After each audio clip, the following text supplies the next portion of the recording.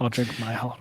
Hey, if you, I'm drinking water till we get there. Hey, if you got this part of the video, you've got the live unedited edition. Home Gadget Geeks Thursday night. It's the 5th of November. We survived the U.S. elections, at least for now. We still don't have a president decided yet. I was going to say the riots haven't started yet, so we'll see. We're still here. Internet still works. I have hope. I have hope for what's going on. I'm mostly saying that so like 15 years from now, I can go back and watch this and go, God, remember those days? Aaron, how does it look from the outside? How are we doing here in the United States? It looks terrifying. Terrifying. Good. So no different than your here. Democracy is in question right now. That's frightening for your next door neighbors. It is. Yes, it is. It's frightening for the world at this point. So we've got no matter what camp you land on right now, it's a scary, like what's going on right now is just difficult times for everybody. Well, this has never been a political show, and we're not going to talk about it. But if you're joining us for the first time, you're catching us on YouTube, we'll always welcome you out here live on Thursday nights, 8 p.m. Central, 9 Eastern. We're in the pre-show. So if you're like, hey, where's the tech stuff? It's coming. Just relax. We're in a little bit of pre-show. And no, we never talk about politics, except it was just 2 days ago. So you gotta still fresh. It's still not decided yet. So it's still very fresh. Yeah. I know. This remnants of, and I just said we never talk politics, but remnants of 2000, right? When Bush Gore and we had I think it took 2 or 3 weeks to figure everything out. Mike, you were like 7. Was it that long? I might have been. What year was that? 7, 8, 2000. What were you in? 9 years old. Yeah. Bush v. Gore, right? I think was it eventually went to the Supreme Court and was decided kind of there. And I don't know, Aaron. Maybe we studied that in law school. Maybe 2 weeks. I think. Yeah, I can't remember. I remember it dragged on, and that was, at a time when we were a lot less connected. So you actually had to tune into the 6 o'clock news every night to figure out if things had been resolved yet. Yeah, it wasn't. We had some internet, but it was not the internet. Well, this is a good angle on it. There was not the good internet. I mean, we had some of that going on in 2000, but I do remember staying up that night, and it was just nuts. And then we woke up the next morning. I remember telling my kids, guys, this is the best of democracy right here. Like, we're figuring this thing out, right? And the next morning they were like, well, we still don't have it figured out. Next morning you had to explain what a hanging Chad was. It became a thing, right? That became a thing. So the election system, the company that runs 80% of the electronic voting that happens here in the United States, is actually based in Omaha, Nebraska. So they're right out of here. We have a big part in what we do. I guess the technology is ready for complete kind of online, mobile, all those things. They've kind of worked through that since 2000. They've been kind of working through like, okay, how can we go 100% electronic on this? Mm-hmm. But the infrastructure and the politics are so strong around that. It's just hasn't happened yet. So maybe there'll be a day when it does. Hey, when we talked about COVID and access to the internet for schools, and then if you think about, okay, now I have to have an internet connection to vote. Right. The lineups at the library would be pretty long. Yeah, our library down the street is the voting, and even regular voting, it was out the door. Everybody was 6 feet apart, so the lines were even longer. So I'd love to see some technology changes go into place to make this just kind of better. We've got some work to do. It's going to be crazy. What's not crazy? Good luck. Oh, thank you. Well, we're still here. We're still here, and Home Gadget Geeks is still happening. We've got some great stuff to talk about tonight. And so if you're joining us live, Brian, Jim, Ken, Mark, by the way, big thanks to some of you who are Patreon subscribers and joined us tonight for the Patreon meetup. Tons of fun. Aaron, we talked about how to take, if your internet goes down, because that's not a threat at all right now. If your internet goes down, how could because I got this fancy phone that my co-host talked me into last week or 2 weeks ago. Oh, hold it up. Let's get a good look. It's pretty. On the show pretty last week, we did a speed test, and this thing's faster than my internet connection, my cable internet connection. Like with 5G, Wow. yeah, like, and I kept asking Mike, is that real? Because I've heard 5G is fake. Like no, it's not. It's not.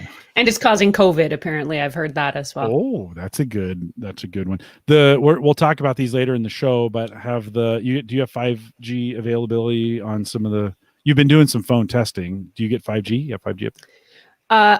The phone client that I use is not 5G ready in the city where I'm at. They're just starting to roll it out here in Canada, so it's really kind of Toronto, Vancouver, Montreal, and then I think one or two of the carriers maybe have it in Calgary, but it's kind of hit and miss. So I have not yet had the pleasure. It's nice. We have nationwide 5G, and that's what Jim's even on the nationwide 5G. And I guess I shouldn't talk to Sprint because I don't know Sprint. Jim and I are on different carriers. Jim's on Sprint. I'm on Verizon. So Verizon has nationwide 5G. So at my house, that's what I would pick up. And for me at my house, I'm on the outskirts of getting that. So I'm at like 80 to 120 megabits per second, which is still pretty good download. Mm-hmm. But then they have millimeter wave installed downtown Omaha, which is your supposedly you could get close to gigabit speeds. And so I'm really excited. I haven't had a chance to go downtown yet, but I want to test that out and see how that goes. And Brian's already calling me out. He says I'm watching something because he can see the reflection of my face. So here's the story, Brian. My regular camera, my Nikon, is not working tonight. I left it on all week, and I think I might have burned it out. So now I'm on my webcam, and I'm going to let you guys in on a dirty secret. Thursday Night Football is always on while I'm podcasting on Thursdays.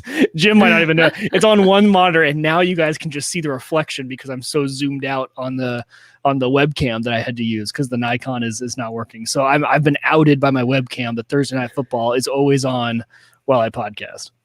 Sharp eyes with this audience. He is. Yeah, I know. I know. Yeah. You can't get anything past them. No, they catch everything. And they know because I'll look up too sometimes. Maybe that's what caught him. I'll look up real quick at that monitor and see what the score is. Who's playing tonight? Green Bay and San Francisco. Oh, yeah. San Francisco got it handed to them last week. Well, and it's hilarious because if you look at their lineups, they are both demolished by injuries or COVID. Mm-hmm.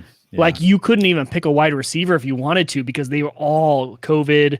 It's crazy. They are just so it's going to be an interesting game. Aaron, do you watch American football at all? No. I watch no football. Football is one of those sports I never got the hang of understanding. I'm all over hockey. I'm all over baseball. Well, but listen, they throw you out of the country if you weren't all over hockky. Let's just be honest. That's right? true. You have to. Nothing else to do here in the winter. What's the closest NHL team to you? We have the Calgary Flames here in town. Oh yeah, you're in Calgary. Okay, got it. Yes. Yep. And are you a fan? I think you have to be. Got to support the hometown team. It's kind of required. Yeah. We used to go to games a lot, but we haven't in the last few years. It's kind of tapered off. It's gotten a lot more expensive and become a lot more of an ordeal. So we haven't gone as much in the last couple of years as we did in the first couple of years we lived here. When you go in for your free health care, they're like, show us your hockey card. Yes. And that's a requirement. You're like, and that's how they know. That's right. Like, hey, tell us what a dirty dangle is, and they're like, okay, I can explain that to you. Hey. Oh, all right. Let's do this thing, guys. Thanks for coming out tonight, and thanks for being a part of it in the chat room. Tons of fun, and we'll have a little beer up front. And I think you got wine, Aaron. Is that what you're enjoying? I do. I have sparkling wine. Okay, hold on to that. We'll talk about that here in just a second. Let me fire this thing up. Here we go. This is the Average Guy Network, and you have found Home Gadget Geeks show number 467, recorded on November 5th, 2020.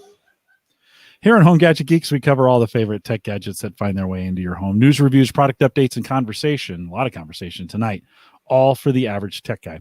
I'm your host, Jim Collison, broadcasting live from the AverageGuy.tv studios here in Micah, back and forth of Bellevue, Nebraska, weather-wise, really hot, really cold.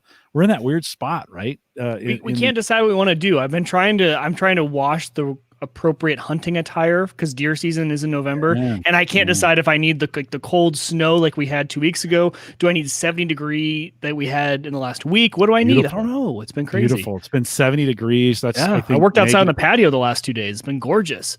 Like I think that's 70 degrees is like negative 37 Celsius. I don't know. I don't know how to do the math, but Me neither. Aaron, what's like the nicest day is 75 Fahrenheit? What would that be Celsius for you guys? Like if you pick a really nice I want to say that's about like 20 or 25 Celsius. 20 or 25. So we'll just say 25 because that's easy to remember. Yeah. It's been that day this week.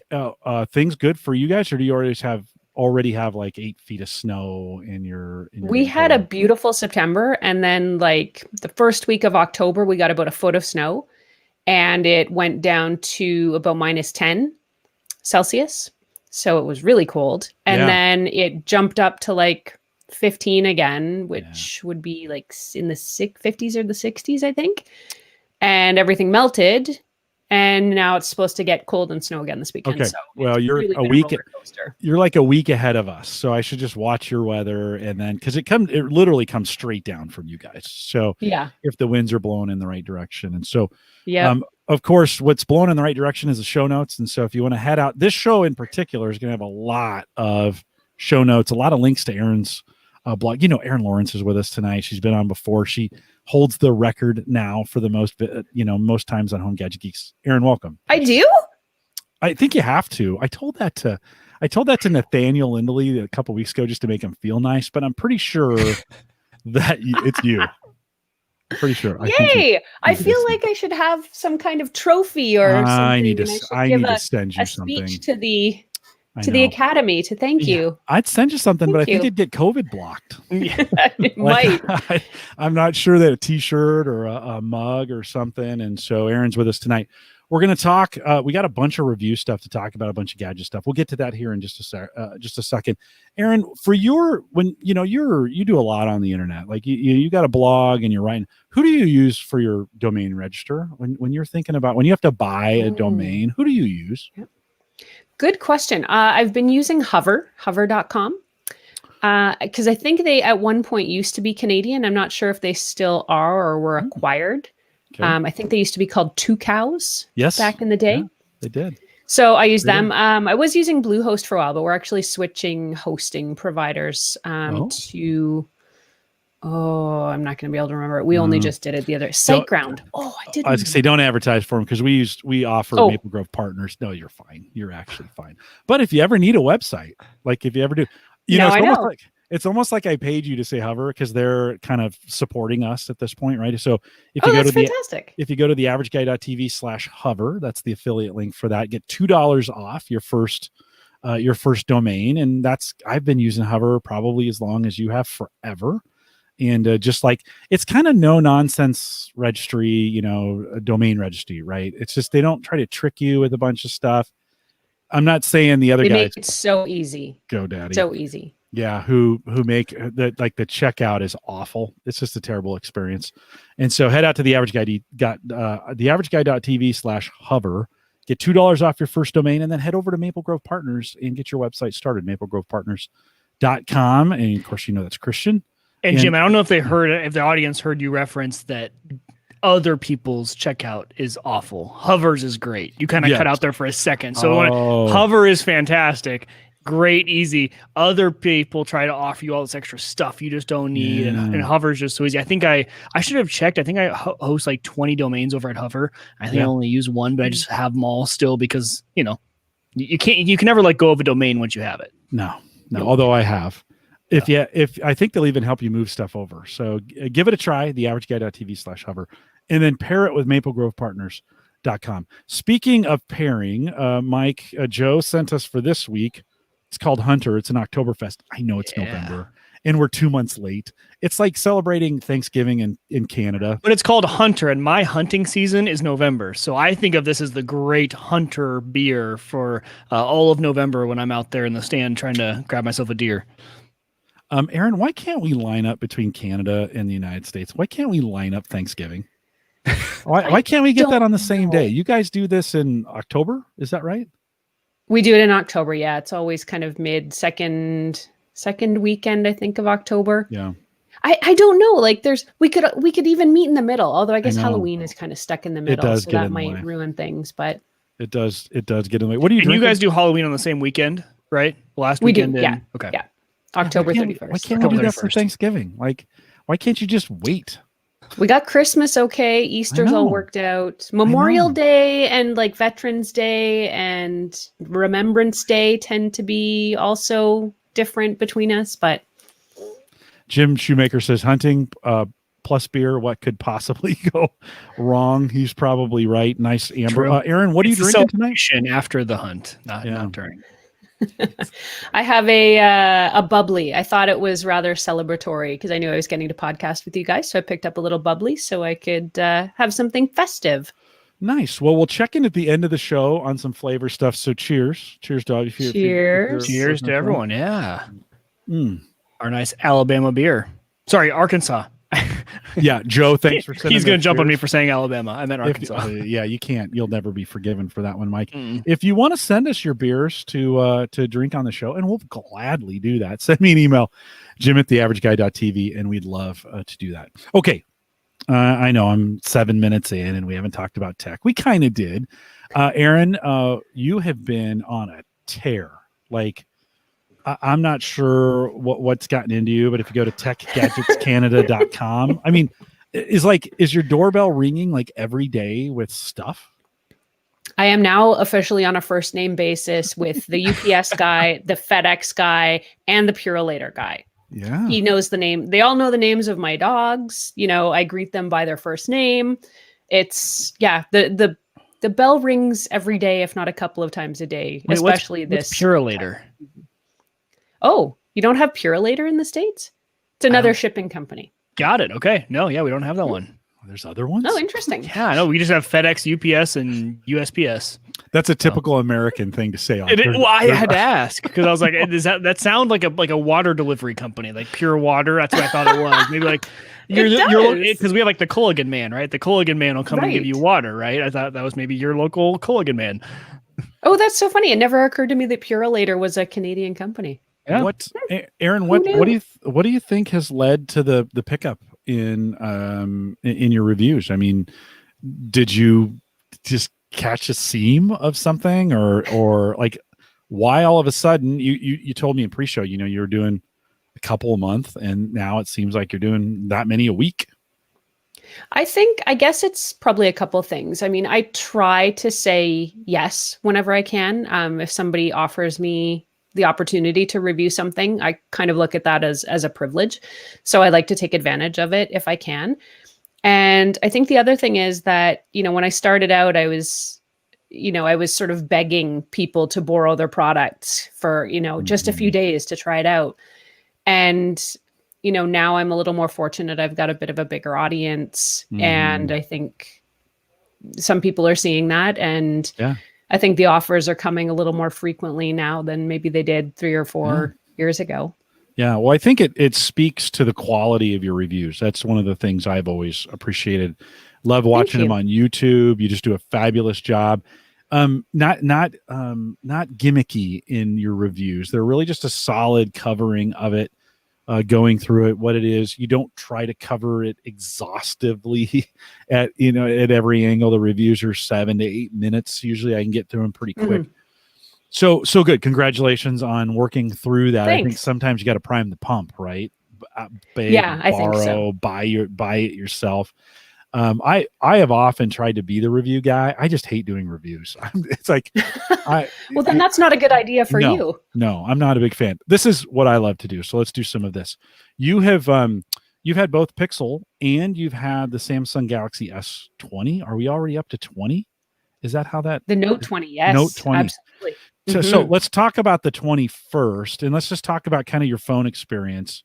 You've had both those. They're on Android. Give us a little overview of the phones. Yeah. So the Note 20, I mean, that's one of the big features of the Samsung Note phones are that I think Samsung calls it the S Pen. It's a stylus. But they're great little devices. They're super large screens. They're really light. I really like the Samsung experience by and large. The best thing about it is the camera. Now, with that said, sorry, Samsung, I'm going to complain for a second here. They put this really wicked camera array on their new Note 20, and it's huge. I think there's actually 4 or 5 lenses in the back, but they stacked so much in here that I'm going to try and show those who are watching on the YouTube channel.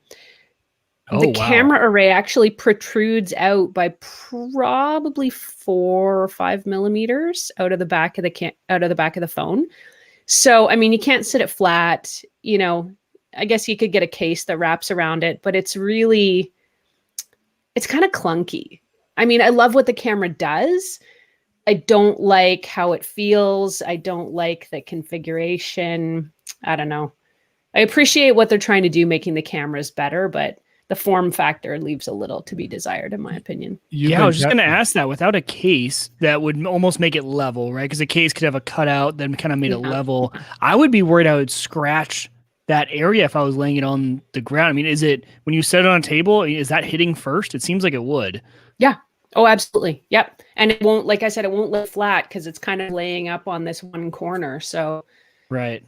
Yeah. I mean, they're putting it face down, and then maybe you're scratching the screen of it. So, I mean, you know, I think that might be something, you know, so the iPhone has had that too. And here's the iPhone 12. This is the newest iPhone, but you could see, so I have a case on it, but that little tiny lens bump is really all you have. But that does mean that the same exact problem happens on the iPhone, is that when you lay that down, does it? Okay. So I have a case, obviously, which makes it level, which is what I'm talking about, because the case kind of juts out just enough. And this is the Apple case. So I think that was kind of their intention, right? Is that you're going to at least have a case that goes out that far. Right. But I kind of went naked for a little bit, which the phone's beautiful. And you have the same problem. I don't know. I haven't seen many phone manufacturers not have a phone bump in the past few years. And maybe Samsung's like, you know what, if we're going to have one, let's just go all out, right? Let's have it be big and massive. But what I like about Samsung, when you showed it, is that it looks like there's almost like a raised square.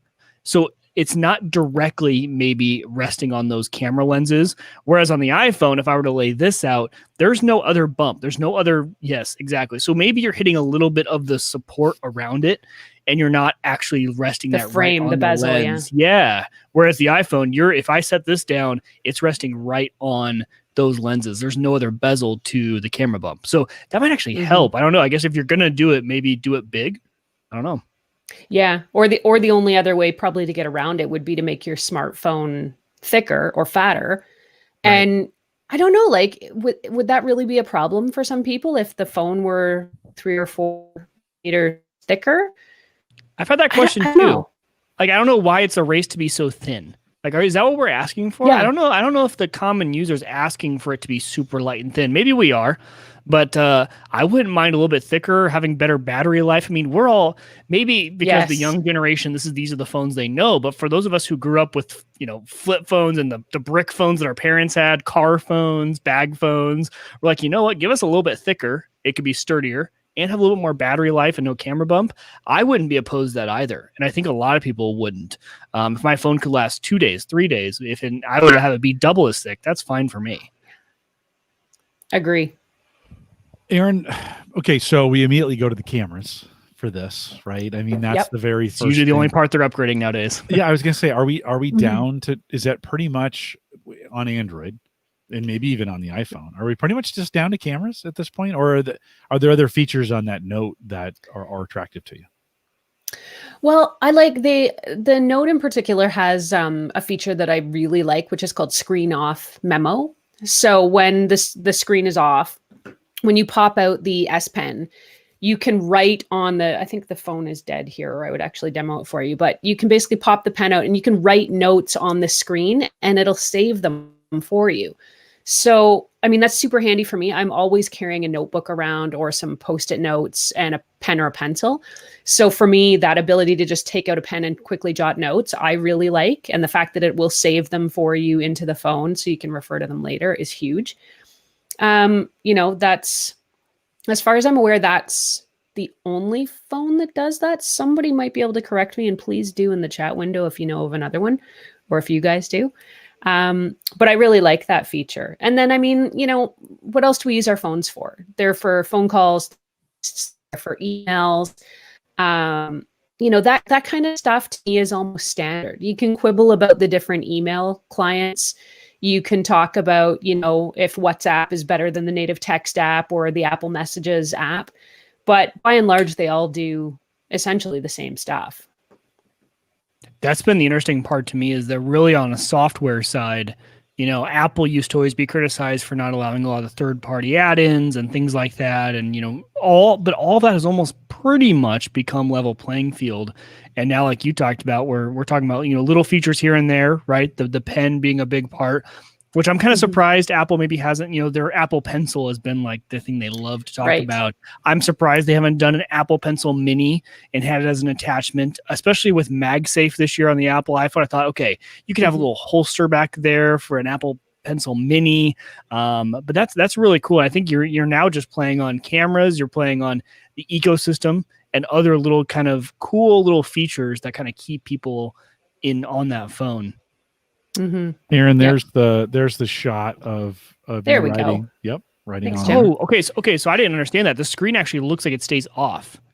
Yes, absolutely. And the great thing about using it in this way is, I don't know how many of you out there have used a stylus on a tablet or on a phone, and it feels like it's like fingernails on a chalkboard. Like metal on glass just is too not slick. a It's too great slick. experience. That's a good word. It's too It's slick. Yeah. But with this, it feels more like you're writing with pencil on paper. It feels a lot more natural and a lot less grating. So did that's they the other thing I change really the like material on the pencil? Is that what they did to make that feel different? I don't know. It's been like that, I would say, for a couple of the iterations. Okay. I mean, maybe the nib on the pencil, I can't quite tell. It might be like rubberized plastic or plastic. Is it replaceable? Rubber? Or is the tip replaceable? That's a good question. That's a good question. I don't know. Windows Phone for a while, I think, had some, or no, the pen you would use with a Surface had tips that you could get different kinds of tips, because eventually you'd wear out that's how they get around it. They'd put a kind of a soft tip on the pen, so it would drag, because you actually want a little drag on your on your screen, right? Well, remember when we could all go out and get those third-party styluses for everything with the little rubber eraser heads on them, kind of thing, right? Yeah, that lasted like a year. That was a trend for like a year. Every trade show I went to, all the career fairs I went to, everybody was giving away those pens. Well, and you know what's funny? I just bought one of those 2 weeks ago for my wife, because she uses my iPad for class. So she is an associate professor. So she goes in there and they're all iPad based. And she was like, hey, these school iPads are super slow. Can I use yours? I said, yeah, of course. So she takes my iPad. She's like, it'd be great if I had a stylus. I'm like, we can get you the Apple Pencil. She's like, no, we're not spending that much money on a stylus. And so I got her like a $10 stylus off Amazon, and she loves it. She's like, I don't know. Like, I can't. I think we need to get the Apple Pencil for her and just have her test it out and see the difference, because I think she's just putting up with a lot of bad, in input and stuff like that she just doesn't know could be different. But for her, it's funny, because I would be like, oh, Apple Pencil for sure. I thought that was gonna be like a guarantee for her, and she's like, no, give me the $10 one on Amazon, that'll be fine. Because all class, what's showing up on the screen is her, and she's circling things. She teaches occupational therapy, so she's like highlighting parts in the body they need to talk about and things. So she's using it 24/7 in class. I thought she'd be like the ideal Apple Pencil user, and maybe we should just get it for her and see. But she has been all about that $10. It's not rubber though. This one is you have to turn it on, but it doesn't connect via Bluetooth. So I don't know what turning it on does, but it maybe has a little more connectivity to the finger, and it has the same tip as like a Galaxy stylus, an Apple Pencil, but it just doesn't connect to the tablet at all. So I don't know what it's doing, but it's kind of cool that this thing was $10 and it works pretty well, enough for her to not complain. And she hasn't complained yet. Tony in the chat room says you can replace. He has a 20. He has a Note 20. Okay. And you can replace the tips. Good to know. Good to know. Aaron, I'm showing on screen, it's got this 8K video display. Seriously? That sounds like 5G. Like, is it real? Yeah. Can you tell the difference on that thing? This is the thing about this, and I said this in one of my reviews, that on a smartphone screen, on a screen this small, you can't tell the difference between 4K and 8K video. It's just too small. The whole thing about the difference between 4K and 8K is the pixels. And, there's obviously more pixels in something that 8K. So where you really notice that is on a huge TV. So something like an 85-inch TV, 4K to 8K, you're going to see a bit of difference there. On a phone, no, you won't. But if you're taking home videos to take them home and share them on your new 8K TV, that's someplace where you're going to see that difference.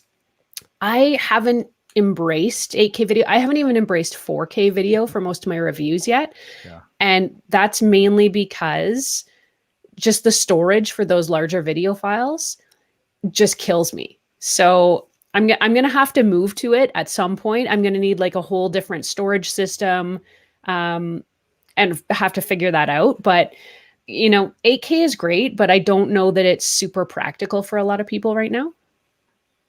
I think 4K is even sometimes a tough sell, right? Like 4K exactly. I have zero, like I'm the tech guy and I have 0 4K displays in my entire house. My computer is still 1080. My TVs are 1080. I have 0 4K. My phone is actually the highest resolution device I have with the iPhone 12. But it's funny, Jim, you talk about being able to notice the difference. I actually just tonight, Hannah had a problem with her phone and I went to go fix it. And I looked at her iPhone 11, which was newer than my iPhone 10 that I just had 2 weeks ago. And I was like, oh man, this thing is blurry. Because it is not that much of a difference. Ew. The iPhone 12, I actually had to look it up to make sure I wasn't seeing things. The iPhone 12 is a 2532 by 1170 resolution with 460 pixels per inch. So that's my iPhone 12. The 11 is 1792 by 828 with 326 pixels per inch. I did notice the difference. Even in the settings menu, it's so funny how you don't it's one of those things where I don't want to upgrade to 4K because once I do, I'm never going to be able to go back. Since I haven't experienced it yet, my 1080p stuff looks great to me. I think it's totally fine. But now that I have my iPhone and I looked at my wife's, I'm like, oh man, you peasant. What are you looking at? This is like an old phone. Is this an Android? Like, is this a Samsung phone? I'm joking. But it's so funny how as soon as you see it and you get used to one resolution, looking back is like, oh wow, I really do. Whereas most people who haven't experienced it yet, they're like, no, I would never notice the difference. Yeah. Aaron, compare and contrast, because you've also gotten your hands on some Pixel, the 4A and the 5. I'm excited to hear about these. Tell me just things. Compare and contrast a little bit. What's different on these, or what was your experience with these? When we were talking about the form factor and sort of the feel and the shape and everything, I really like the Pixel phones, the design. I love the new colors. They've got the softer edges. Things just seem to be designed a little more seamlessly, maybe. Again, the cameras on the Pixel phones. I mean, I carried, I think it was the first and the second Pixel phones with me. I'm an iPhone user. We've talked about that before. But I always had a Pixel phone with me for the camera because the cameras were, for many years, leaps and bounds better than almost anything out there, including Apple for a long time. So I love the cameras and they can do so much. I mean, you can do astrophotography with a Pixel now, which I haven't had a chance to try out for myself, but I am dying to. Better night mode. So many more options, and you can customize so much stuff and go in after the fact. And we're talking photos again. You can fix up the photos afterwards. So I really like the Pixels. I've said for a long time that if I was ever going to switch off an iPhone, it would definitely be to a Pixel. Because I just think they're great phones. They're fast, they're beautiful, and they're super versatile. What does that texture feel like on the back? Because I keep seeing all these pictures, and it almost looks like a plasticky, but almost like textured plastic. But how does it feel in the hand? It almost feels like paper. Like it's almost like if you found a way to put like a really nice, like durable paper wrap on it. That's what it feels like. It's very textural, very natural, almost like a D-skin that you would put on your phone, but it just comes with that. Yeah, I guess so. It's really nice. Like it feels good. And I had, for my test period, I mean, I got some cases for them, but I couldn't bring myself to put the cases on because the phones, like you were saying about the iPhone, the phones were so pretty and the texture was so nice and they just look so good. I thought, like, why cover this up? It's fantastic. Because that was one thing I really liked about it, because I think a lot of these phone manufacturers are going towards like premium means glass and metal and the look of glass and metal. but obviously that cracks the first time you drop it. Whereas when I saw this, I'm like, that still looks premium to me, but it looks like it might be a little more durable. It's painted aluminum is what they're using. Is that what it is? Okay, I was wondering what the actual thing. Okay, because it looks premium, and then I was wondering about the feel. I'm like, does it feel good in your hands? Because at that point, I would just I wouldn't be able to put a case on it because it's such a gorgeous phone, and if it held up a little bit better than glass did, I for sure wouldn't put a case on it. Yeah. No, they're great phones. I really, really love the Pixel phones. I'm a huge fan. And the 5G, I didn't get a chance. Like I said, we don't have 5G in Calgary yet with the carrier that I'm with. So I wasn't able to try it out. But, as soon as it comes here, I've got a phone that's ready to take advantage of it. And I'm definitely going to try it out. Well, if you could just get on a plane and come to the United States, that's super easy. Jim, super easy nowadays, right? It's top of mind now. When you don't want to come here. When I got the iPhone 12 and then I started looking at it compared to my wife's Pixel, and I think she has the original 4. I think could be, or maybe even 3. They're the new iPhone looks more like a Pixel than I think the older iPhones looked more like maybe the Galaxy phones. I don't know. I find myself looking at her phone and thinking it's mine, and I'm like, oh no, that's her phone. So I think they're very similar. Mike, how are the edges on the iPhone 12? Because they look really boxy to me. Yeah, no, they're here. Well, let's Mike, what, you have your phone on you there? I do. Well, we'll let Mike show. Like, what does it feel like? I mean, I guess with a case, it's probably less noticeable. With but the does rubber it feel case, I love the feel of this better than the 10. So I had the iPhone 10, which has the rounded corners, and these are more square. If you see my wife and kid, I don't know if you can see that, but so these are a lot. It's all flat. You're right, and I love it. Like, so even if I take this case off, which I'll do real quick, just to show you guys, it's probably not going to slip out of your hand. Yeah, it is flat. And it doesn't have the curve piece. This feels so much better in my hand because I honestly liked the iPhone, 4 or 5 series where it had this almost same exact style. And I like how boxy it is. I don't mind that it doesn't roll off because honestly with a case, you never got to benefit from that kind of nice roll off the edge. So this feels so much more solid in my hands. And I love how boxy that bottom is. And when you drop it, it's also a lot more. I think that honestly, when they were doing their calculation on, they have this new ceramic glass, right? Which is their new terminology for their glass. I think one of the benefits, and they were able to say, hey, it breaks 25% less, was that when this falls, it's not having those rounded corners to crack. Because when I sent my iPhone in for trade-in, the only place it was cracked was right on one of those rounded corners. Right, where it wouldn't have cracked normally, but since it had a little bit of a round to it, just that rounded corner to crack just a little bit. So I love the boxy nature of this phone. It's actually one of my favorite. The reason I upgraded, number one, is because, and we were talking about this in pre-show. Why did I upgrade? I had an iPhone 10, not a real big need except for my speaker was going bad. Number one was the carriers in the United States are offering massive discounts right now, like more than we've ever seen on any iPhone. I mean, long story short, if you watch the post show with Jim and I 2 weeks ago, when he ordered his phone, he got his phone on Sprint for $7 a month. And that's to own it at the end of that. So $7 a month. He got $90 Canadian, by the way. Right. Yeah. I was just doing the math on that. Yeah, Still a bargain. Still a bargain, whatever it is. And, even for Verizon, for me, this phone was $13 a month. So, I mean, just the deals they were doing, number one. But number two, I love the form factor. And I thought it was just a fantastic form factor. And Jim and I were also talking, one of the last years, both of us, especially him, he was on the iPhone 8. One of the last years we were going to get any trade-in value because that was part of the carrier deals, right? Was trade in your current phone. One of the last years, our phones were going to hold any value for trade-in. Well, okay. I was all set to just not have much interest in the iPhone 12 and maybe skip it and wait for the 13. But now you got me thinking, Mike. Thanks a lot. It depends if I don't know if the carriers up in Canada are doing the same thing, but down here it was almost one of those things of like, okay, you're going to give me how much for my trade-in on a phone that I don't think is worth that much. Then you're going to tell me that your rebates and all that stuff on your current phone are so low. It was just kind of a no-brainer at that point for Jim and I, at least. Aaron, what iPhone are you on right now? I have the 11. Okay. Yeah. Might not be as big of a deal from 11 to 12. Yeah. You're probably not. Because my wife has the 11. Mike, even from 8 to 12, like there's definite improvements, right? Camera's better, screen's better, but it's not like it's a little faster, right? And those things, but I could do everything I needed to do on the 8 Plus. Like, it worked for me. It was a good phone. The one thing I didn't like is it didn't fit my camera holder. I wanted to turn it landscape and put it in I've got a Mifo. I think it's called a Mifo or Motu, something, one of those camera Joby? holders.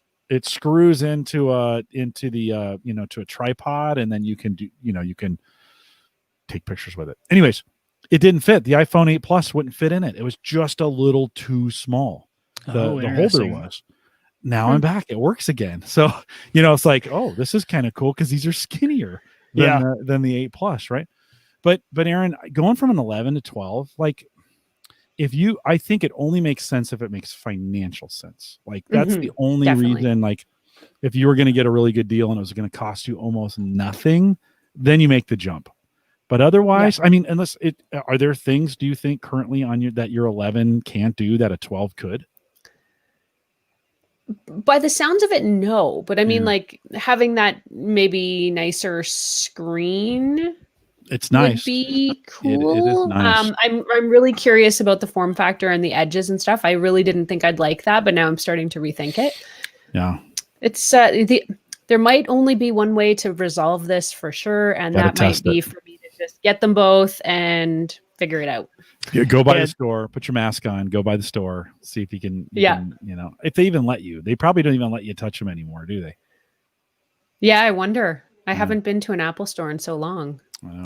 Yeah, for you, I mean, the only difference is so minimal. Is like on the camera, you're talking about a 1.8 aperture on the iPhone 11 compared to 1.6. You get a little bit wider on that aperture, but everything else is really, I mean, besides the form factor, is going to be pretty much the exact same. The display is a little bit different. We talked about the resolution difference earlier. The only other difference there is a 2,000,000 to 1 contrast ratio on the iPhone 12 compared to a 1,400 to 1 contrast ratio. But again, are you editing? Like, that's a huge deal if you're talking about a big 24-inch display you're editing your video on. But if you're not, I like to joke I can see the difference on my wife's phone, but I think that might just be me seeing things because I have the new fancy iPhone 12. But I feel like I can, but I don't think there's really much incentive there between 11 to 12. Yeah. No, I agree. It kind of needs to be I think for you, it's a financial decision. Well, and it cracks me up, Jim, that you said you didn't see a difference because you didn't have Face ID at that point. True. You still had the bumps on the bottom and top. You had the home button still. It was a pretty big upgrade for you. Well, and it's taken a little bit of getting used to for me going from home. Fortunately, you prepped me for that. And so I kind of know going in, okay, I got some different swipe things. And it wasn't hard, Mike. It was not a hard switch. I'm all in now on it. And I use that. I mean, I realized how much I use my phone. It's a great phone. I'm glad I upgraded. It's a great phone. It's just, I don't think it's the monumental lift that we used to get when we go to the phones. Right. So what is that next big lift though, Jim? Like I think about that a lot with phones, and we sort of touched on it earlier where what are the big iterations that are happening right now? And they tend to be the software within the cameras. So what's the thing? Like, I remember when I had a Palm Pilot and then I had my flip phone and I was like, wow, wouldn't it be great if one day they could find a way to put all the good things about the Palm Pilot into the flip phone? And then boom, the Apple phone was like a couple of years later and, magic. But like, I can't even think of what that next iteration would be. Yeah. No, I can't. My brain hurt. I can't either. I think we're to that point, like PCs are there where we've gone through some, Ryan Kirshner, who's over at thinkcomputers.org. They're doing a big AMD GPU release conversations, all these, and there's been some enhancements in that and faster GPUs, but they're all kind of incremental and not really that exciting and they're exciting for some people. Don't get me wrong. I'm sure Ryan's having a blast right now as they're talking about it. But I haven't seen the monumental lift in the PC world forever. Like PCs are, okay, you get a faster Core i7 or an i9 or whatever. I think phones have reached that place, Mike, where it's just not that interesting. I mean, it's great. Don't get me wrong. love the phone. They do a lot, but they're not like life changing anymore. They're incremental. Yeah, it's kind of a snooze fest. And the people who are into the upgrades are the really top end users, right? Like the guys who try to use their iPhone for video production are really excited about iPhone 12 Pro and the iPhone 12 Pro Max, right? When you can shoot in Dolby Vision and all that stuff, that's big for them. So they like that. And that's like gamers on PCs, right? Like the only people who are super pumped with the top end specs are gamers, because the same PC has worked for the rest of us for the last 5 to 6 years. But the gamers are like who try to maximize FPS. Those are the guys who are really pushing PC, and they love, AMD's new announcement just this last week of their new graphics cards. Like that's a big deal to them. So you have those same users in both scenarios. But you're right. I think for the most part on iPhones, because I think even on the iPhone side, it's way smaller. There are way fewer photography experts who are excited about iPhone 12 Max compared to PC gamers. So you probably have even less of those. Nathaniel asks a good question. How is a transition from Touch ID to Face ID? And then Aaron, you said you love Face ID. By the way, stay on the show. The chat room, we're the important ones. Don't be don't be cheating on us with the chat room. Cheating on us. I think, to your point, you say so easy when you're not masked. I think that's important right now. Like, I can't tell you how many times I was in the doctor's office. I have a physical on Monday, so I was getting blood drawn today for that. And I was sitting in the waiting room with the mask on. It doesn't work. You do that sneaky little. No, it doesn't. Yeah, it doesn't work. Back up. Right? It doesn't work. I've had to do that, or you hit it enough times and you'll get the password option, which is great. Yeah. But I do miss Touch ID for that, and I would have liked it if, and maybe the next iteration, maybe the 13 would have both, because I think like when you're at home, it's so much easier because by the time you've picked up your phone and looked at it, it's unlocked. It's done. Yeah. It doesn't work in our new masked world when you're out. But again, like, I don't know about the rest of you guys, but I'm not out as much as I was, once before. True. And it also doesn't work in the business environment when you're trying to check your phone at a meeting on the table, right? Just real quick, what was that message? And you go to look at it, and then I got to awkwardly pick it up, and everyone knows because it's got to face my face. That's the other portion where I really miss Touch ID. So I think you're totally right, because I think the next iteration is Touch ID in the screen built in. And once they can do that and have a little bit of both, or, knowing Apple, they'll probably go one way or the other. They'll probably eliminate one to go with the other. But I agree that could be really big. So I noticed that, number one, the business setting. But I mean, right now I'm not in business meetings very often. I'm working from home. The other one is when I'm using Apple Pay. I've noticed kind of a little bit, it's a weird dynamic when you go to like Face ID unlock and then set it down, where I was so used to just phone out of pocket, lay it on the reader and lay my thumb on the home button while it was there. And that would unlock it, do Apple Pay, where now it's this kind of weird pull out of your pocket, double click the side button, look at it so it unlocks, and then lay it on the thing. So it's a few more extra things I'm not used to yet. And I'm a huge Apple Pay user. I love to. And actually the easiest way is just me to use my watch. Now I rarely use my phone. I just use my watch because it's easier. I don't even have to think about it on my watch. I need to use my watch for more of those things. Yeah, for sure. I want to switch gears a little bit on this. Ed Sullivan talked this week. So I have a Govee light in my garage that's motion. It's got a little motion sensor on the bottom. Hasn't worked very well. And so Ed Sullivan, there was a deal, because there's always deals on Amazon right now. Now, Aaron, plug your ears because you're going to get mad. This is like $1,000 in Canada. But Ed talked me into picking up. I don't know if you guys have seen these, but these. Oh, I have seen these. Yeah, these lights that you can kind of shape the wings on there to kind of go where you want them to go, to put the light where you want. So these, Jim, these deformable lamps, I haven't seen them called that before, but they basically does the base screw into a light socket, like a light bulb socket, and then the wings you can sort of bend and shape. Yeah, I think I'm doing sign language right now. You can. Are you stuck in a box? Are you stuck in an invisible box? Mime now. All that. And this was like $20, which was kind of cool. There was a coupon on Amazon. Yeah, it was super cool. One of the things I wanted to do with it, though, is I wanted to pair it with, we had listeners send me these non-neutral switch smart switches for the garage. So I don't, because my house is old and I don't have the old wiring. So this doesn't require a neutral switch for it.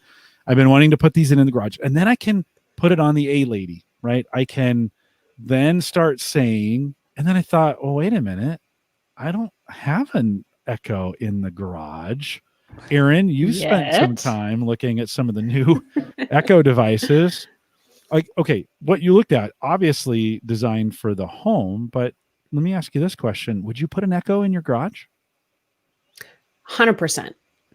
I have them everywhere. I mean, they're so convenient, and especially like Amazon has just done, they've done smart home right, because they have everything from the huge Echo Studio, which is a really large kind of premium sounding audio speaker, all the way down to the very compact, like package of nuts size Echo Flex.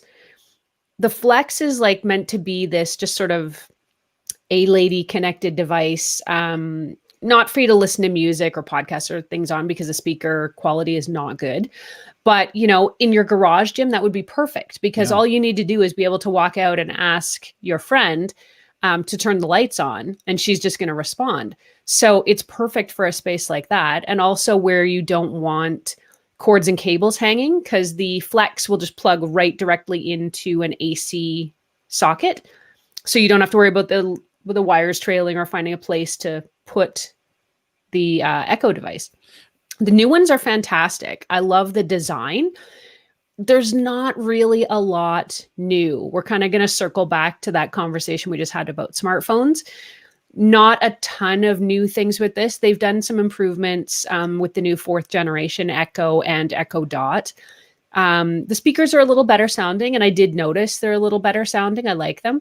They've got sort of this new spherical design, which is really cool. It's actually really attractive, and it looks a lot less techy. It blends into your home, I would say, a lot more.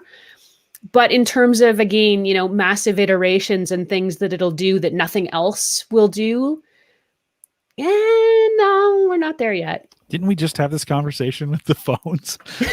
Like, it sounds like exactly.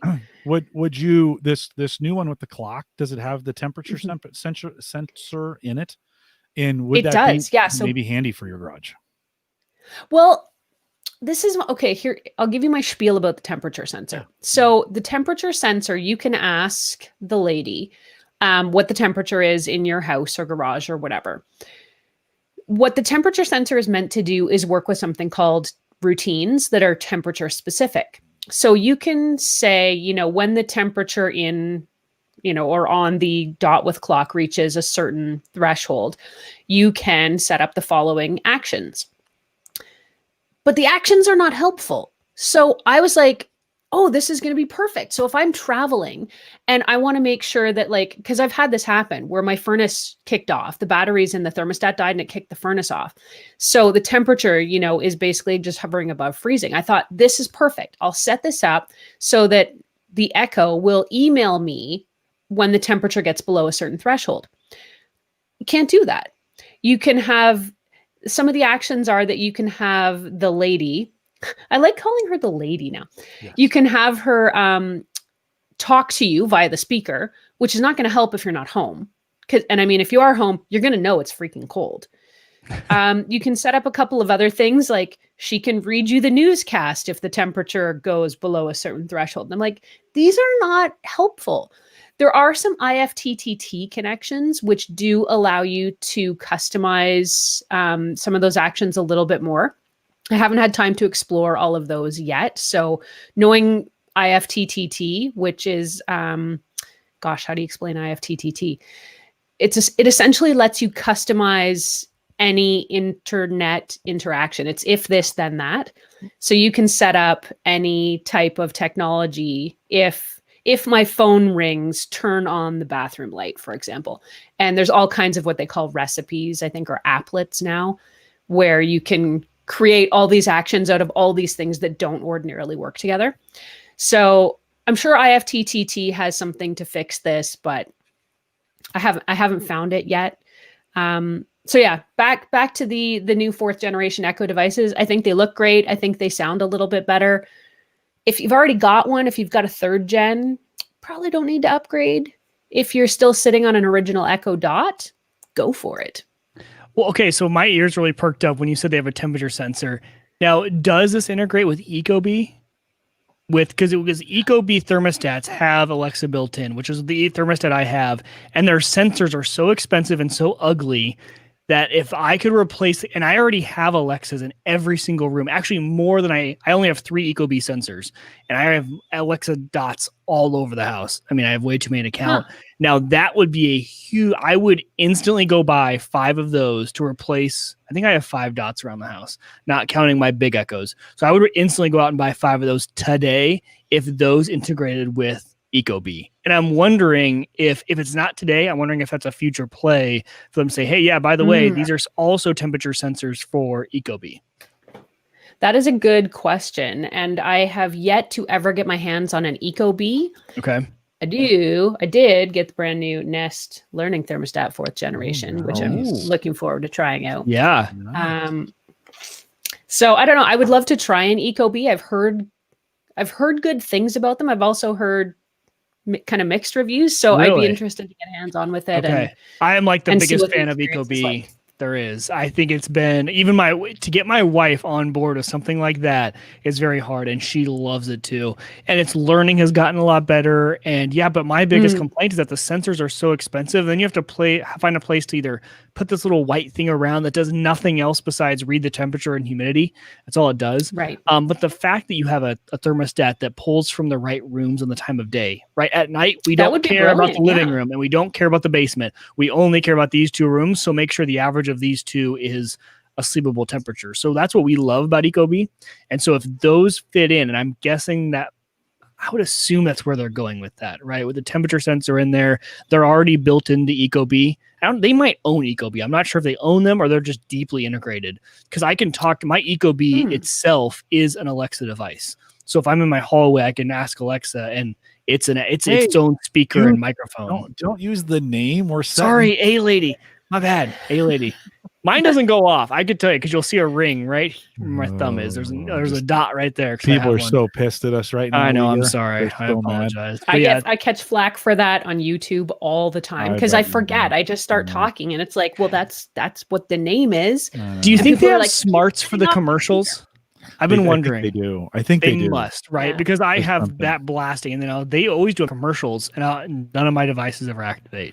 They must have some smarts in there. I think they found a way to mask it because it used to work. You're right. Wasn't there some commercial that ran during the Super Bowl a year or 2 ago that set off everybody's devices and caused them to order things off Amazon or something? So did they do that? That would be a huge selling point for me. And those look so much nicer. Those look, because I don't know what gen my dots are. I think they're 1 or 2. They're the ugly puck, right? And they don't look very nice. Puck shaped, right? Yeah, and so I'd upgrade there. And the Flex actually is really interesting to me too for those spaces that I would love to replace a dot with a Flex, because the dot does stand out so much that I would love something a little neater. Well, and that my kids can't throw off the counter. Aaron, thanks for mentioning this. I had kind of forgotten about the Flex, and that would make a perfect garage. It would. Now, I would be a little hesitant about having a lady enabled garage door opener that also had a listening device in the garage that somebody could shout through the door and maybe be heard. Like that kind of would be something I probably wouldn't enable. But I'm thinking in this scenario, they also make one. And here's the deal. Like right now, how can I not do this? It's $9.99 right now, right? How can I not? I mean, I know that's $100 in Canada, but it's $9.99. Why would I not? So here's the thinking, right? So this goes on the ceiling in a plug where it's just up and out of the way. They make a motion sensor one, but I'm replacing the motion sensor because I don't That's for the night light though, I think. Oh, is it? Okay. Good. That's like a night light attachment, I think. So if you go by, it'll turn on the little night light thing that's in there. I don't think that actually triggers it. That you don't think it does. I'll have to look at it because that could be the Govee light that I have up there doesn't stay on long enough. Like it comes on. First of all, you got to jump around like a monkey to get the thing to actually go off, and then it doesn't stay on long enough. Whereas if I do the A-Lady enablement and say, hey, turn this on, and when I'm going in, turn it off. And oh, by the way, if I forgot to turn it off, I can check from right here and say, hey, is the light still on? Right, type deal. And even set some routines. Hey, it automatically shuts off at midnight. It automatically comes on at 6. follow sunrise, sunset. We have all those on Habitat and some of those kinds of things. So I think, man, at $10, how can I not do this? How can you not do that? The show's going to cost and me. Apparently there's other deals where you can get a smart plug too that pairs with it, and they bundle it for like $15. Oh, I know. Now it's the time. So I'm not saying anybody in the chat room said that, but just, are you cheating on us again? Dang it, Brian. Oh no. Okay. Somebody else. Oh, that's okay then. As long as, so I think that's going to probably be my weekend project, is to replace that and get that put in. From your work with the Amazon devices, what's your favorite of those? You've done them all. You've kind of tested them all. What, and I know it's kind of conditional based on how you're using it, but which one do you like the best? Do you mean of the Echo devices or of the smart? No, of the Echo devices. Yeah. Probably the Studio.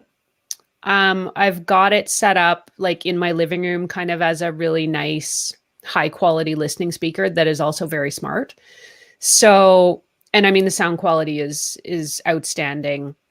You know, it doesn't look too out of place. I have the black one, so it kind of blends into where we have it right now.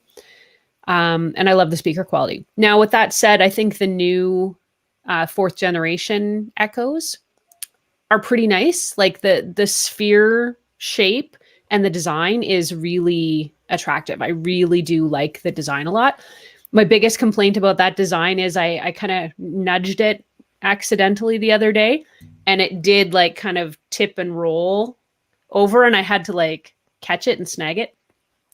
So I was a little concerned that, you know, maybe it's not the best design, but you know, how many people are reaching around their Echo device all the time? I don't know. So yeah. It's interesting that you picked that device, because I've kind of found the same thing. I actually would really prefer high quality audio as compared to, you know, the show, or we got for free through Verizon. We got like, I think that's how we got it. We got one of the Google devices that has a screen on it. And I was like, this is going to be great.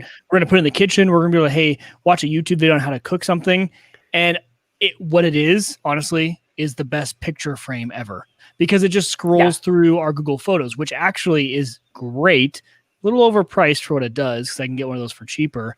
But we've never really used it for that. And I'm like, I wish this thing had a really high quality speaker, because we listened to Jim. It's actually that 1st generation Amazon Echo that you and I both got way back in the day that has still a pretty good audio to it. The big tube. Yeah. No, it's great. I have that in my kitchen, and I want one of those, but higher quality everywhere, because those dots are great too, because it allows you to do the control. But man, just some high quality speakers in those. I don't care about a screen. I thought I would. So it's good to know. We have $200. I mean, they're not cheap, but that's still, if it's a great speaker, that could be something cool. I will say the show is great. I like the bigger one. I think it's the 10-inch size. But it's great if you've got Nest video cameras, because when somebody comes to your door and rings the bell, it actually automatically will pop it up on that screen for you, which is very convenient. I had one in my office for quite some time. I replaced it with a Google version recently just to do some other testing and stuff. But those are great as well. How do you keep it all straight? You're doing both Google Nest stuff. You're doing kind of the Amazon Echo stuff. I have both all over the house. Yeah. So sometimes you got to turn them off. Some things I ask, some things I ask Google for, some things I ask a lady for. Yeah. And yeah. It's a problem. You just learn who your friends are. It's sometimes it's a problem. I find these devices unplugged, and recently my lights went wonky, and they've stopped working, and so I got to go back in and go to the app. This is the problem with testing and keeping some of this stuff, is that, you know, I've got some Philips Hue, I've got some Govee, I've got some Casa, I've got some and you're like, okay, which app was that? Oh, then I attach them to Habitat. So if I change the name of them, then I got to go to Habitat, reattach them, and I got to remember, okay, how do you do that? And what drivers did I have installed to get that done? Like, it's just kind of a nightmare. So one of the reasons it pays to pick a system and stay with it. Yeah, well, but even that, like, you think about the various generations of Echo devices do different things. So you kind of need to put them in certain places where like, okay, no, I need this one to do that. And so I've caught myself moving them around the house as well. Like, oh no, when we got a show, we wanted the show in the kitchen. So the first gen tube got like downgraded to the bedroom. Moved out. Yeah. It was like, oh, you're now in the bedroom. And it just sat there sadly. Like nobody uses me anymore. Right. I felt bad for it for a while. We've put the little pucks, the second gen little pucks for things like setting in the bedrooms, things like setting alarms. Yeah. Things like, I whisper in the morning. I love doing the intercom with them. Yes. Yeah. That's Very handy. Another great way. I've gotten into the habit of whispering what time it is. So instead of when I wake up, because I wake up super early before anybody else does, just on my own, because it's stupid. And then I say, I'll say, hey, say her name.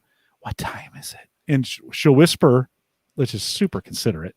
She'll whisper. Have you tried that yet? She'll whisper the time back. No. Yeah. It's creepy. Like it's super creepy. I will try that with my Echo Dot with clock tonight. Yes. Or tomorrow morning. Yeah. Just whisper and she'll whisper back. Interesting. Okay. Okay. Probably the reason I'm having trouble sleeping is because I'm drinking too much of this stuff called espresso.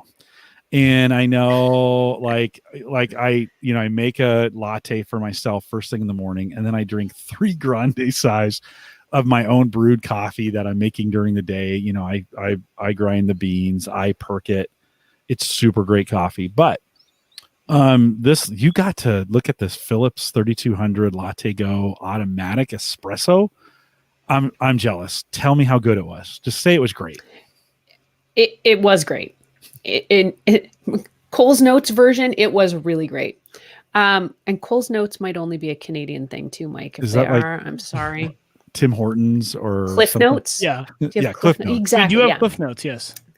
Okay. The Cole's Notes is definitely the Canadian version of that. Yeah, this machine. So fully automatic espresso machines they're kind of a different beast. So you've got sort of your pod machines, which are sort of, you need different kinds of pods or K-cups or whatever to make the coffee. Fully automatic espresso machines will make espresso shots and will often steam milk or heat milk or whatever. And they use your own coffee beans. So they grind the beans every time you make a drink. They tamp the coffee in the machinery inside, and then they extract the espresso shot. So I have owned a really fancy automatic espresso machine called a Jura for many years. I bought it off. They have a huge resale value. I bought it off somebody on Kijiji, which might also be another Canadian resale site. I think so. Yep. Craigslist. Okay. There we go. Yeah. The Canadian Craigslist. You guys are learning a lot about Canada today. I like it. I like it. So friendly. So I bought this machine used, and it was still I think brand new. They sell for about $2,000 or $2,500. They're very pricey, but I love it. I use it at least a couple of times every day to make espresso shots. I'm not a huge latte drinker. I'll have the occasional cappuccino. So it's mainly for espresso for me. So I've had this sort of premium level machine for years that I've used. And then I read about this Philips 3200 Latte Go automatic espresso machine. And I thought, it's probably not going to be very good. It's about $900 Canadian. $30 American. Yeah, there you go. It's free in America. They pay us to take it. They pay you to take them home. And I thought, you know what? It's not going to be very good. And so I was able to get my hands on one for a couple of weeks. And I was absolutely blown away by the quality of it. The espresso is outstanding. It's a lot more versatile than the Jura machine. It has a removable brew group, is what the mechanics inside the machine are called. With my Jura, I have to actually, and I did this once, take the whole machine apart, which you're really not supposed to do. I think it voids the warranty, to clean it out and if you have a problem. With this one, it just pops out the side of the door. You rinse it under running water and pop it back in, and you're good to go. Great. That is so great. For it was so great. Yeah. Well, and the milk thing. So Jim, I think there's a photo on there, but it's got this sort of milk cup with a spout, and you just fill it up to the line for how much milk you would need for your drink based on lattes or cappuccinos. and clip it into the side of the machine. It'll heat the milk up and then extract the milk into the coffee with different levels of foam. I actually found the foaming wasn't super great on it. I like cappuccinos, which are definitely supposed to be, you know, a little bit of milk and a ton of foam. And it didn't really deliver on those for me. But I mean, everything else was just outstanding. Okay, we're quitting the show right now. Thanks for coming out here. No, You're ordering a Philips 3200 latte. That's it. I'm going in. Well, and I'm an espresso guy, so I bought an espresso machine. They're super cheap. I buy the cups. They're $1 each. It's really, really easy. I bought a cheap frother that I froth. I have a routine, so I'm good. But where are you finding $1 Nespresso pods? Because I have an espresso too, and they're all super expensive. No. You just go to Nespresso.com. Just order. That's what man, I'm picking the wrong ones apparently. After this, yeah, apparently. Well, we can talk. You and I. Yeah, we'll talk about this later. Okay. Which is terribly addicting because you order 40 free shipping, so you just order them 40 at a time, and But I've always kind of thought like I would really, really, really, really, really like to get a espresso maker. Again, I had one for a while.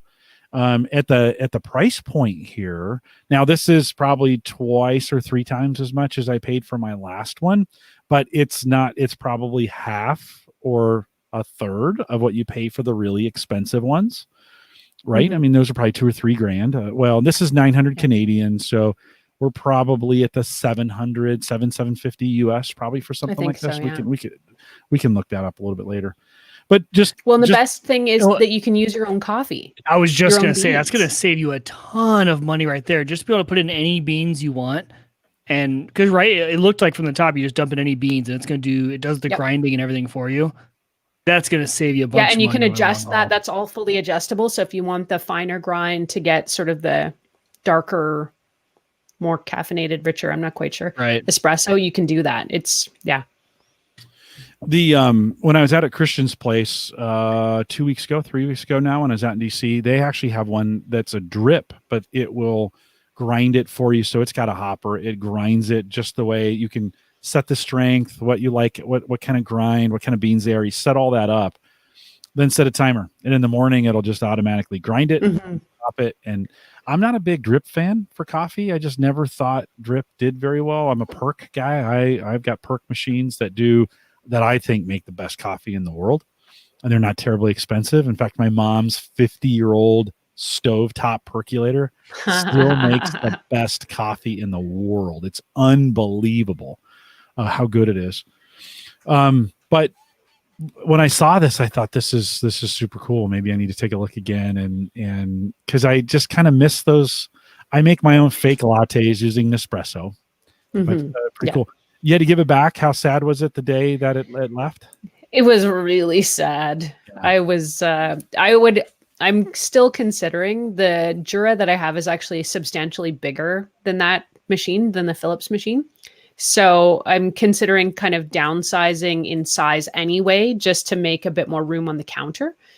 And this one would fit the bill. So maybe I can find out if the used and reused Jura machine still has held its value on the Craigslist of Canada and see if I can get rid of that and then get the Philips 3200 Latte Go. I just like how you cater to us all the time. Appreciate that. Hey, it wouldn't I have be a to show. Translate, right? It wouldn't be, it's true. It wouldn't be a show. We're going to do a speed round in just a second here, but it wouldn't be a show if we didn't talk about toothbrushes. You're still doing your reviews favorite, on this. Jim? This is super, totally. You looked at the Oral-B 7 Series Smart Electric. Are they getting better? Have they reached a point where they're like iPhones, where they're a kind of okay kind of deal? Where are we at with smart toothbrushes these days? To some extent, yes. So, and the smart toothbrushes keep on coming. We've had this conversation before where I thought, there's 1 or 2 smart toothbrushes. And then I started reviewing smart toothbrushes and everybody sent me their smart toothbrush.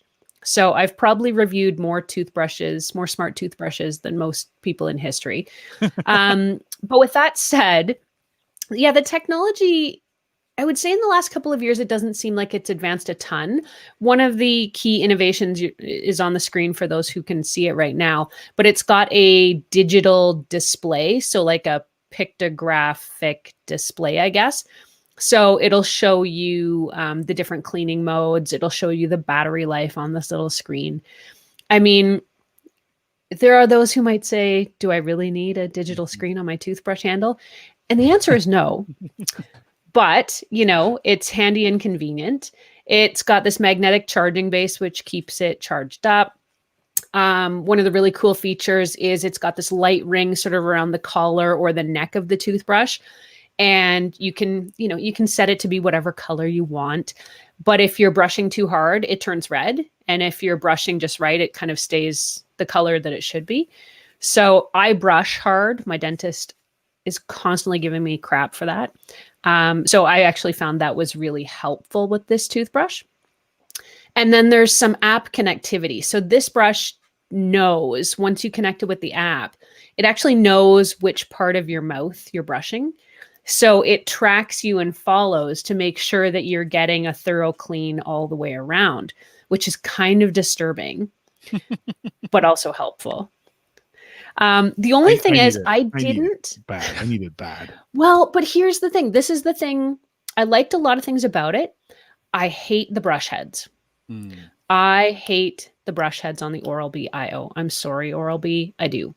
They're kind of L-shaped. So if you think about your toothbrush, it's kind of a flat handle and the little bristles sort of stick up out the end. With this one, it's almost like the brush head is a lot smaller and rounder, so it covers a lot less real estate for starters. And it means you have to more deliberately, it feels anyway like you do, you have to more deliberately brush each individual tooth. And then the way the handle, or the brush rather, is configured, it's really hard. And I'm going to have to make sure I don't get overdubbed here for an adult film, but you've really got to insert it in just the right way. Yes. And it gets caught kind of in your cheek when you're moving it around if you're not, Sure. And it just, it wasn't comfortable. And my big complaint was I can't just mindlessly brush my teeth with it. Okay. I can't just, as we do, we're doing other things. We're getting ready for bed, getting ready for work. Things are going on. Your teeth get brushed and then you move on with your day. I think that's part of the point with this, is that you need to be a lot more mindful when you're brushing your teeth. And that's the point. But I didn't like the brush heads on this. I liked a lot of other things about it. I didn't care for the brush heads. Okay. I think enough said, everybody. They're like, call us and get away from the toothbrushes. Jeez. Every time you have Aaron on, I'm always amazed at like that. They spend a lot of money on these things, right? I mean, somebody must be buying them. Somebody must be buying them for him to keep marketing. There's two things Jim loves: HelloFresh and toothbrushes.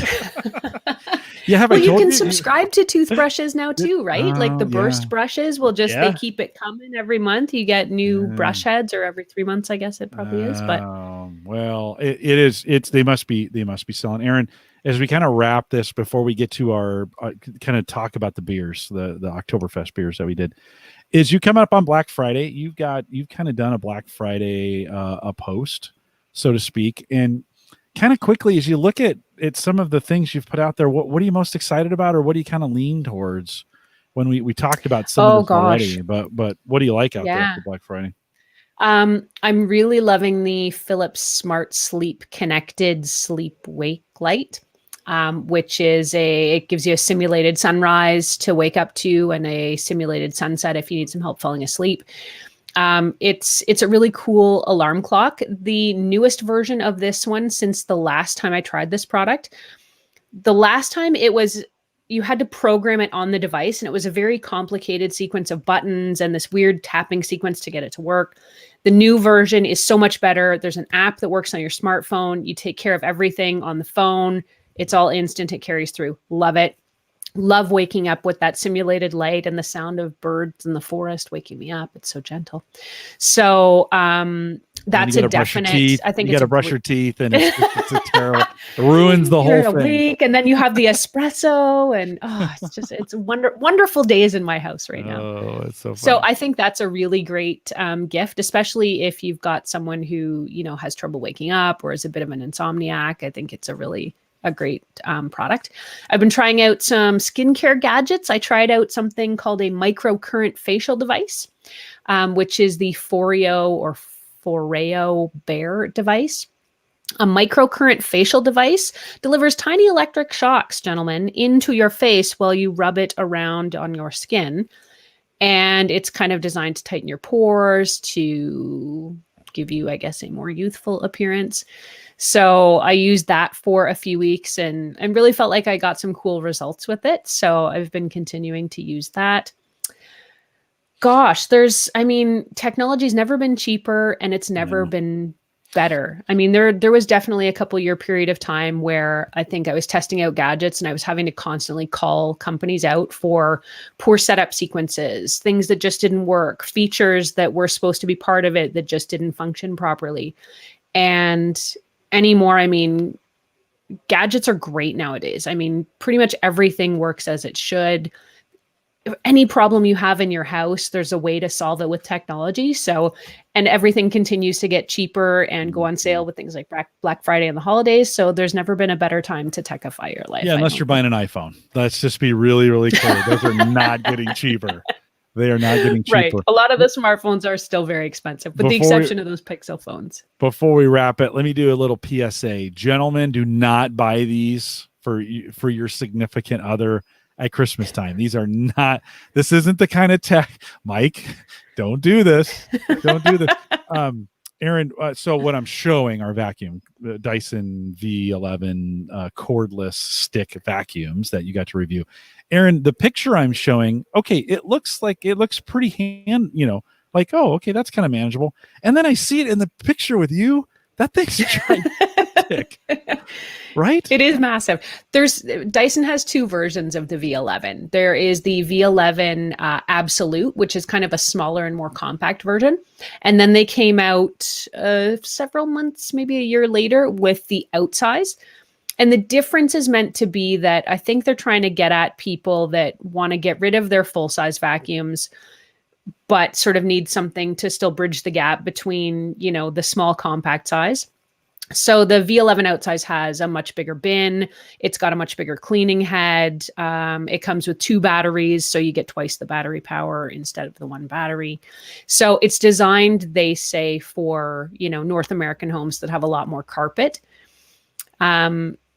Yeah, so I mean, it's pretty cool. Yeah, probably not a good idea to buy it for someone unless they're really asking for one. Or you need one. That's when you buy these. Or you really need one. Yeah. No, super good. Well, how excited are you for Christmas? Now, Aaron, are you the kind, like in the United States, we started celebrating Christmas the 1st, like right, November 1st kicks in. Same thing for you guys up there in Canada, or more reasonable and wait till December? No, well, I mean, the stores, like, as soon as the Halloween candy is gone, like the Christmas stuff comes out. But I find for the most part in Canada, we wait until December 1st. Oh. Though I will say, I noticed just the other day that a lot of people in our neighborhood are putting up their Christmas lights and turning them on. We've seen a lot more Christmas trees in the front windows right now, a full month before most people will do it. And I think that's because, we're all homebound, we're bored, and we need something to look forward to. So people are like, why not double the Christmas season? Let's make it 2 months instead of 1. We have nothing else to do. Yeah.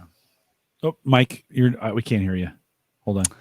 Yeah, and I was going to say, you guys don't even have Thanksgiving, because like our argument here is we're like, hey, give Thanksgiving its due, right? Like, don't start in November because we still have Thanksgiving.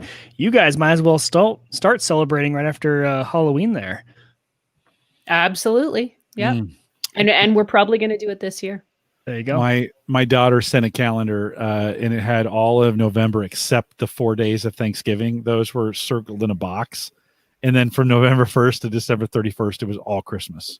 So it's like Christmas, Thanksgiving, Christmas in there. So we got a lot of things coming up. By the way, I bought that $9 Echo device that's going to go up in the garage. So that'll be it. Hang on, you were cheating on us? I did. You're online shopping while we're doing the podcast? I did. You're right. Hang on, I'll be in the chat room. You caught me. Sorry. I felt so betrayed when you were in the chat room. I thought we were on a break. I thought we were on a break. Oh, there's a good old Friends reference for you.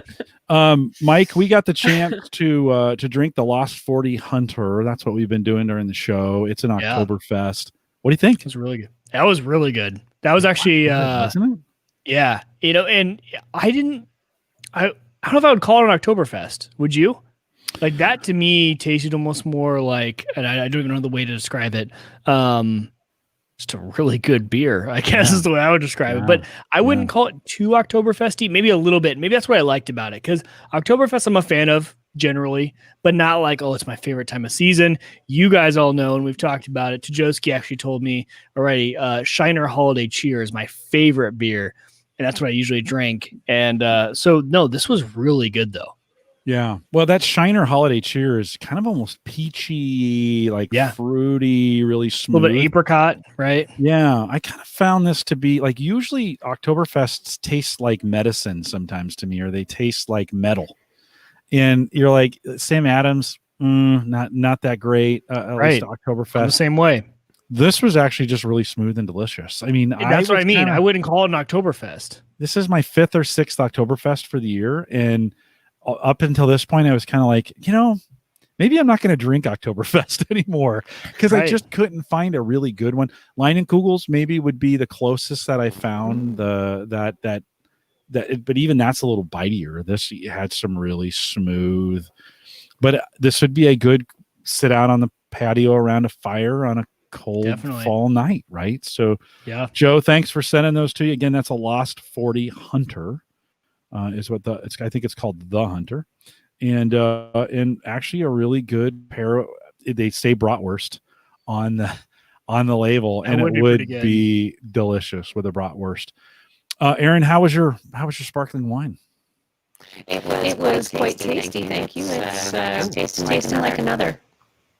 That after the show. Mike, did you hear her audio? Yeah, I did. It got weird. Your audio got really weird on us. Like sound like a robot.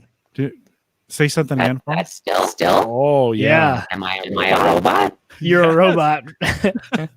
Can you say this is the end of the world? Yeah. It might be the end of the world now. That was wow.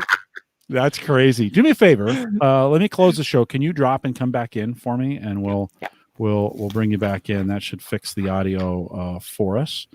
With that, Mike, anything else you want to add before we go? No, everyone, but head out and follow Aaron Lawrence's stuff.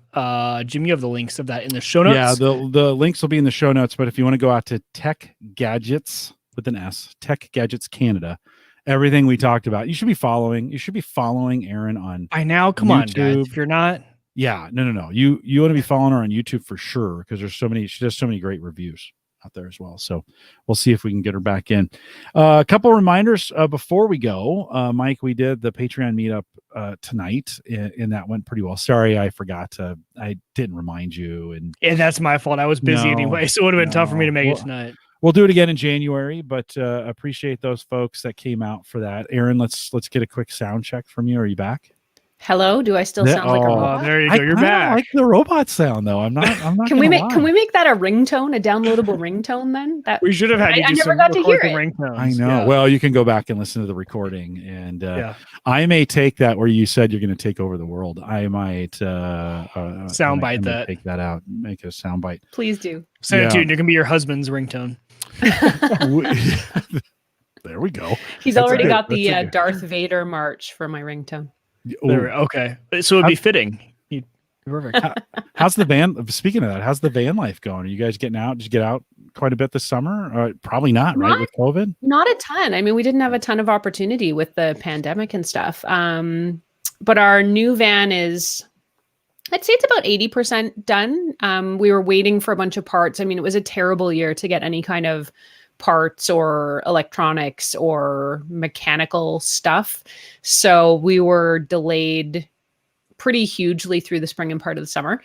We've got most of the things in the new van build in place, and just really have some finishing work to do. So we're kind of hoping we can take it on a bit of a winter trip because this one has a heater in it, which we're super excited about. But yeah, I'm holding out for next year. It was a bit of a bust this year, like probably a lot of other people experienced, but there's always next year. Did you end up putting this monitor in the van? Is that so you guys got to do some gaming on that as well? No, the 32-inch 4K ultra fine LG Ergo display monitor. No, it was awesome on my desk, and I was like, "Damn, do I have to send this one back? Really?" But it's got this cool kind of mounting bracket that will clip to the base of your desk, and so it gets your monitor like right up and off your desk.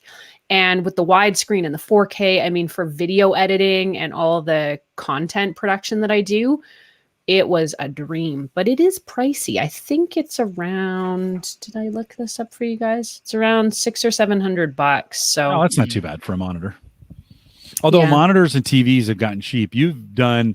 Yeah. I think for folks, if they haven't checked you out on YouTube for your TV reviews, you've done a ton of TVs, right? Lately yes. As well. And most recently an 85-inch Sony 4K TV, which I did not actually have furniture big enough for this TV. So I had to say this in my review. I had to put it on the floor and I'm like, I know. This is not ideal, but I can't go out and buy furniture just for the 2 weeks while I'm borrowing this TV to review it. So that's huge. You have that review up yet? I did that for Best Buy Canada, so it's up on the blog.bestbuy.ca if anybody does want to check it out. It was a really nice TV, really cool. Generally, they want to go out to Tech Gadgets with an S, right? Tech Gadgets Canada. Yes, yes, please do.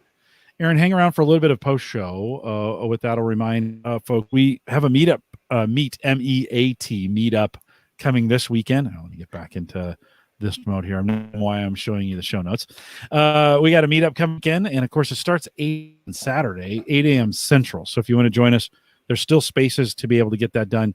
You'd kind of need to be listening live because I doubt I'm going to have the show out by Saturday morning when we start to do this. But if you're listening live and love to join us for the meetup, send me an email, jim@theaverageguy.tv, and I will get you in there as well.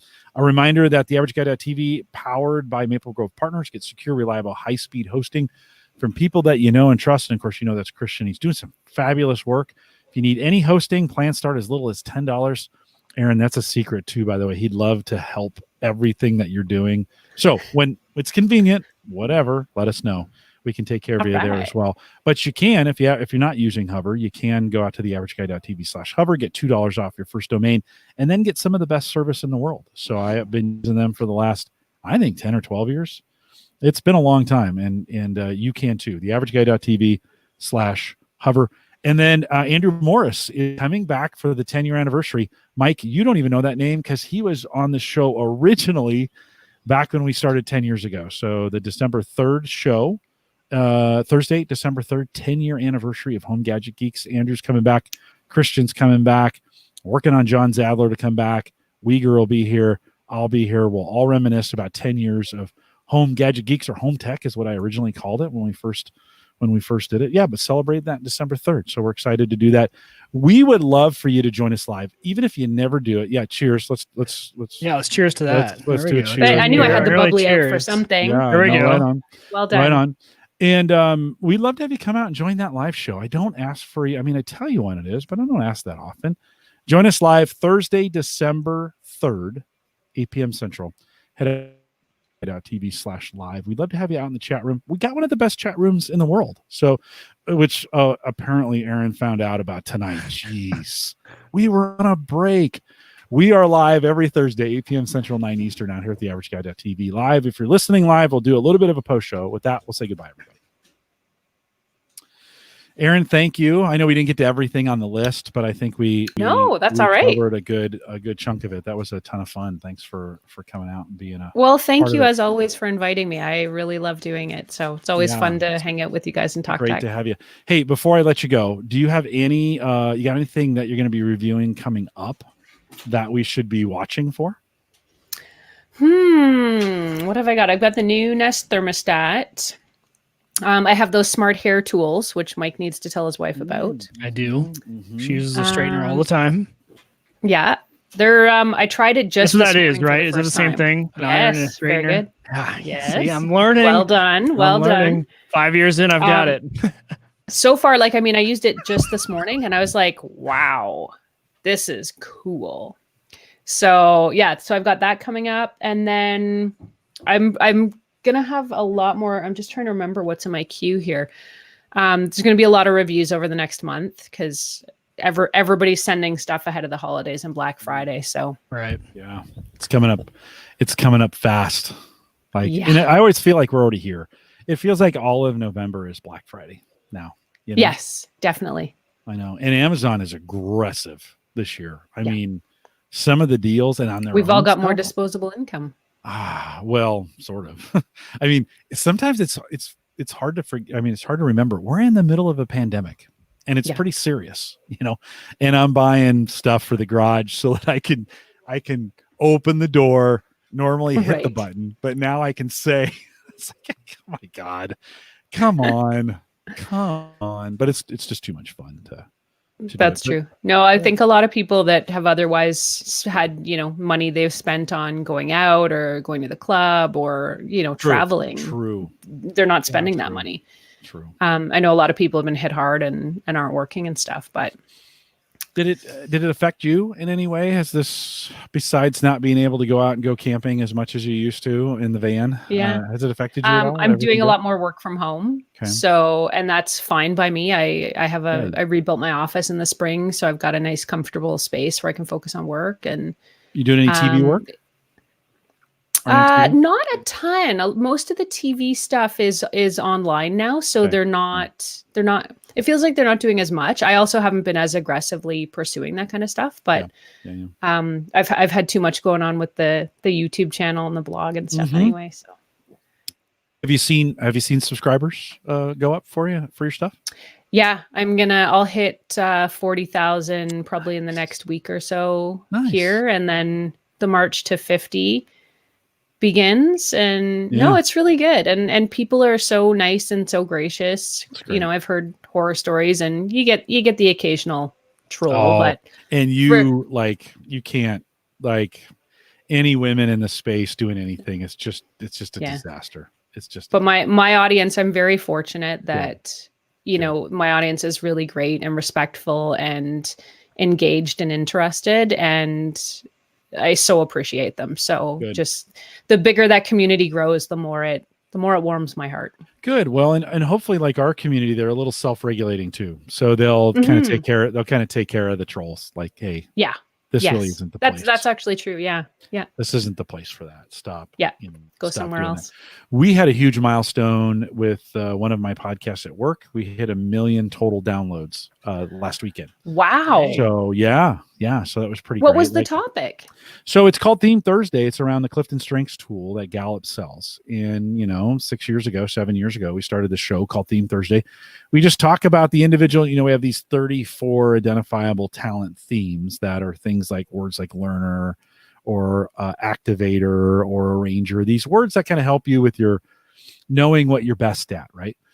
And and so each one of those words has these definitions and then some things that, there's all this content written around it. We just started podcasting about it. And cool. it actually was born out of another podcast. So I started this one called Called to Coach. It's for our coaches who'd use this as a life coaching tool and or business coaching tool. And one day I wanted to show one of the guys I had on said, we ought to do a show and he described Theme Thursday, and the chat room went nuts. And I'm like, I guess we got to do the show. And so we started that show 7 years ago, and he did Wow. 24 episodes and then passed away. Oh no. Unexpectedly. Yeah. You don't think, there's 34 of these things that you got to get through. So what do you do?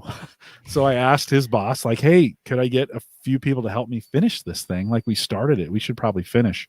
Mhm. And one of the gals who filled in said, hey, I'd like to keep this thing going. Can we do that? And so the next season, and it took us 1.5 years to do the very first season. So, it was like every other week, everything. Mhm. So season 2, we did in a year. And then we're like, hey, we did 2. We might as well do 3. And so we did 3 and 4 and 5 and 6. And this year we just finished our 6th season of this. And on Saturday we crossed over a million total That's downloads. amazing. Congratulations. Thank you. Just for the audio. I know I can share that among podcasters and like it's a big deal. Yeah. Right? You No, know, it you is go a big on deal. It's million of huge. anything. Some people are like, oh, whatever. Like you're weird anyways for doing And podcasts. people that don't get that, it's like try and get 200 followers on any platform. Try and get 200 on Twitter. Try and get 200 on Facebook. Try and get 200 on Instagram. It's not as easy as you think. No. And well, that it reminded me when you said 40 and then the march to 50. And I think on YouTube, 100,000 is a big deal, right? I think they send you something at 100,000.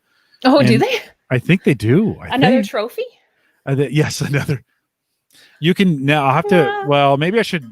You shouldn't get there because then I have to say award-winning or YouTuber or something. I'll have to make up something. Apparently, Tony says Mike is pretty famous at his house. He says my daughter says Mike has a cool setup and called him by name. Ooh. Thanks, Tony. Tell her I don't know her name, but tell her hi. I thought this actually looked worse than it usually does because of the webcam setup, but thank you. Yeah, no, it's actually got a little this really nice blue hue to it. It kind of complements Aaron's kind of pink hue that's kind of going on. Yeah. And then I'm kind of this dark, evil, creepy, weird guy. Dark here force that's going on here. Sorry, Northwest, that I said that while I was wearing your. Yikes! It's my daughter's school. Aaron, thanks. We won't keep you any longer. Thanks for coming out and being a part of it. Thanks for jumping in, and thanks for the great work that you do out there. It's been fun to watch your channel grow and your influence grow and your reviews. Just all the great stuff that you're doing. Thanks for doing that. I appreciate it. Thank you. Well, I really love being part of your community, and I'm always grateful when you ask me to take part. So thanks to you guys. We'll have you on in the spring and yes, and catch up with things then. So thanks for coming on. You can drop. Thanks for coming out, Aaron. Appreciate it. Okay. See you, Aaron. Good night, you guys. Thanks so much. Good night. Take Talk care. to you later. Good night. Take care. Bye, audience. Bye, chat room. Yeah, you cheated on them with me, or cheated on me with that. Mike, sorry we're gonna miss you on Saturday. I just thought I'd throw that out there as we think about the meetup. We'll do it again. My bad planning on that, but we'll get it done. No, Looking forward to it. Maybe you can jump in. You don't have to grill. Maybe you can jump in a couple times as we get out there. And, yeah, I'm gonna try to. We're setting up for deer season, so maybe like you'll get me like from the woods live setup of a deer stand or something. I don't know. That's about what you'll probably get me. That'll be cool. Up all day. That'll be cool.